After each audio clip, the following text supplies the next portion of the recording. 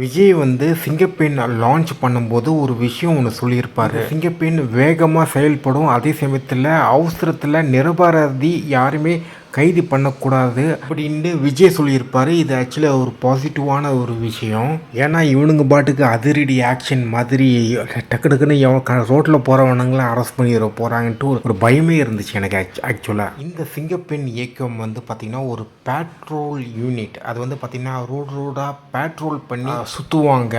And ஒரு விஷயம் எனக்கு ஒரு டவுட், ஒன்று கேஸ் ஒன்று வருதுன்னா அது எப்படி இன்வெஸ்டிகேஷன் பண்ணுவாங்க? ட்விட்டரில் ஒரு நபர் ஒரு விமர்சனம் வச்சிருக்காரு. அது என்னன்னா, தமிழ்நாட்டில் ஏற்கனவே crime against women and children அப்படின்ற ஒரு யூனிட் ஏற்கனவே இருக்கு. அந்த யூனிட் வந்து additional director general of police தலைமையில் ஏற்கனவே ஃபங்க்ஷனலாக அது செயல்பட்டு இருக்கிறது.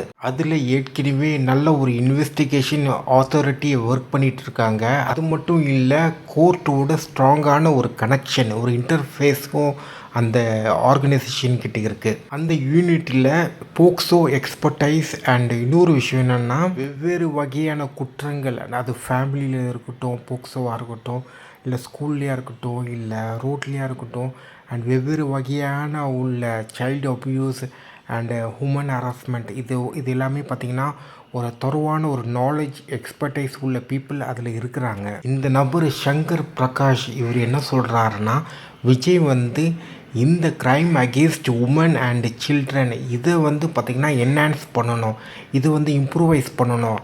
அண்டு பேரலாக இந்த சிங்கப்பெண் உருவாக்குறது வந்து ரொம்ப ஆபத்தான விஷயம், அந்த மாதிரி அவர் சொல்லியிருப்பார். இந்த சிங்கப்பெண்ணுக்கு செலவு பண்ணுறதை விட ஃபாரென்சிக் எவிடன்ஸ், அதாவது க்ரைமில் நடக்கிற டிஎன்ஏ எவிடன்ஸ், அப்புறம் நிறைய சயின்டிஃபிக்கான இன்ஸ்ட்ருமெண்ட்டை வாங்கி அதை இம்ப்ரூவைஸ் பண்ணணும். ஸோ இந்த ட்விட்டரில் சொல்கிற நபரும் கரெக்டாக தான் இருக்குது. ஸோ நீங்கள் என்ன நினைக்கிறீங்கன்ட்டு கமெண்ட்டில் சொல்லுங்கள்.